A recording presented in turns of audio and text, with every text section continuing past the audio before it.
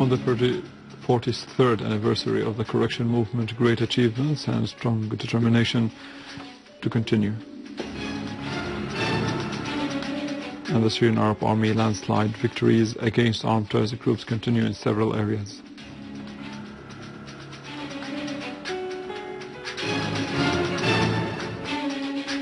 Three years after NATO democracy, the chaos of weapons and terrorism controls Libya.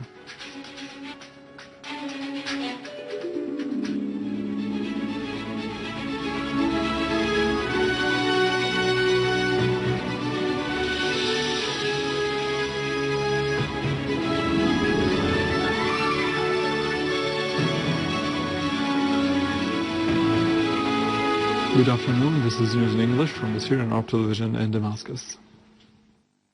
43 years ago, the correctionist movement was launched to correct the track and achieve a qualitative progress in Syria's modern history. More in the following.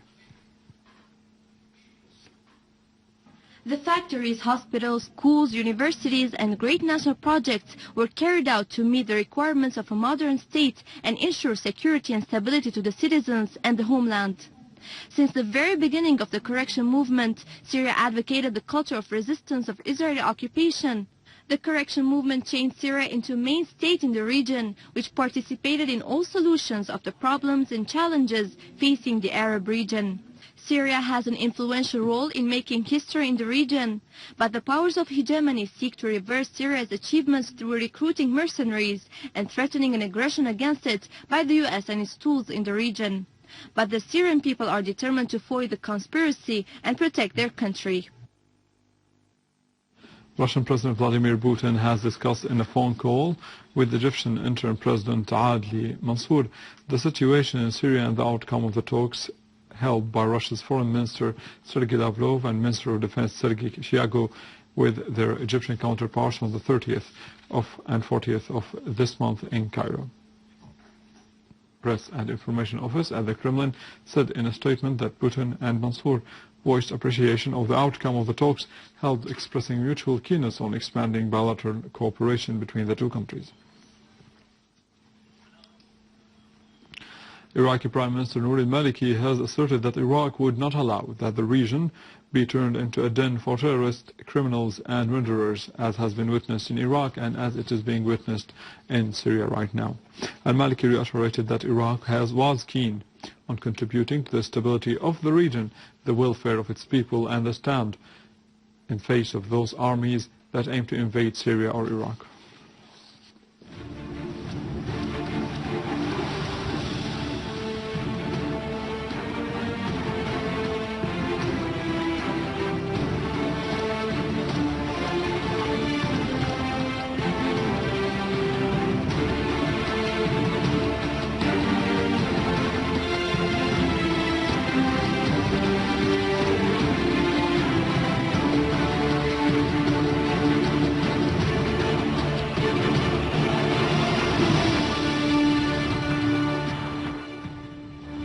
In Damascus, 2 mortar shells were fired by terrorists on the area surrounding the French hospital at Al-Qassa area, causing the death of a woman. The terrorist attacks caused material damage to houses and a number of cars. Terrorists also fired mortar shells on Al-Abbasiyin area, causing material damage to the place, but with no casualties. The General Command of the Syrian Army and Armed Forces issued a statement affirming that after a successful military operation and accurate tactical maneuvers, units of the Syrian Armed Forces managed to tighten control over the towns of Al-Hadath, Hawarin and Mahin and the warehouses nearby to the southeast of Homs city. In Homs eastern countryside, units of the armed forces seized 3 trucks loaded with weapons and ammunition in the vicinity of Al-Hir al-Gharbi Palace. A lot of explosive devices of different sizes were also seized in the trucks.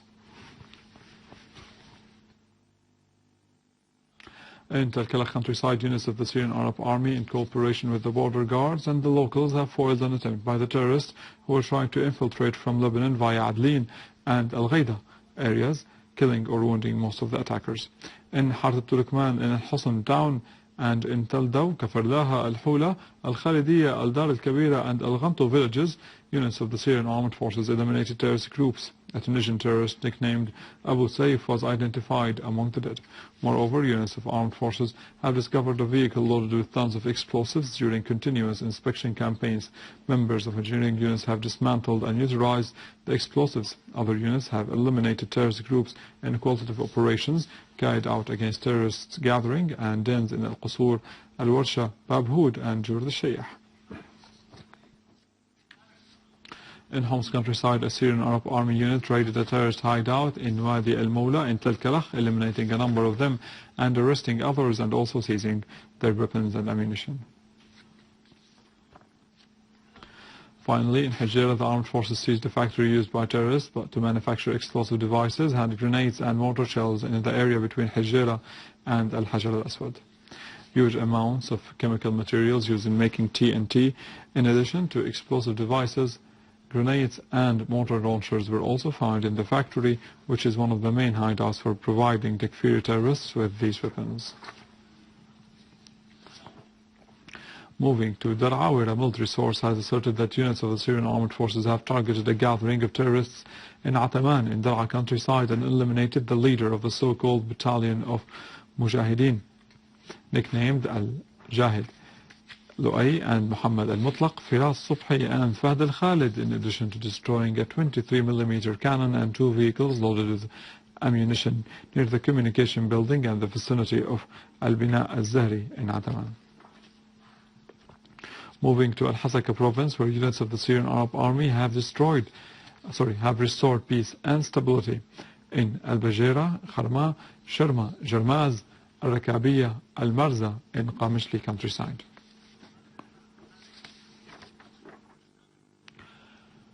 In Aleppo, a number of citizens were injured due to a terrorist attack with 5 mortar shells. The shells launched by terrorists towards Bustan al-Qasr fell over the municipality building, causing the injury of the citizens in the place and material damages to the buildings nearby.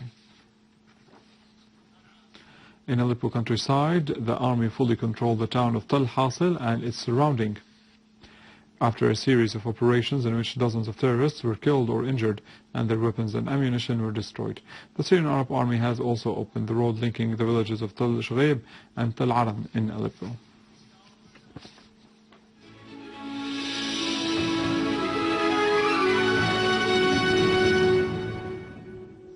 Pakistani police have announced that at least 7 people were killed and more than 30 wounded in confrontations in Rawalpindi, close to the capital Islamabad. It is to be noted that about 400 Pakistanis were killed in sporadic attacks carried out by extremist groups. After 3 years of the NATO's democracy and the so-called Arab Spring, Libya is witnessing a state of chaos, of arms and insecurity, raising the death toll among the demonstrators who took to the streets of the capital Tripoli in protest of the illegal practices, to 37 in addition to other 450 wounded. Security sources have indicated that Misrata-linked militias have moved to Tripoli with dozens of vehicles and that Qasr bin Ghashir area was witnessing fierce confrontations.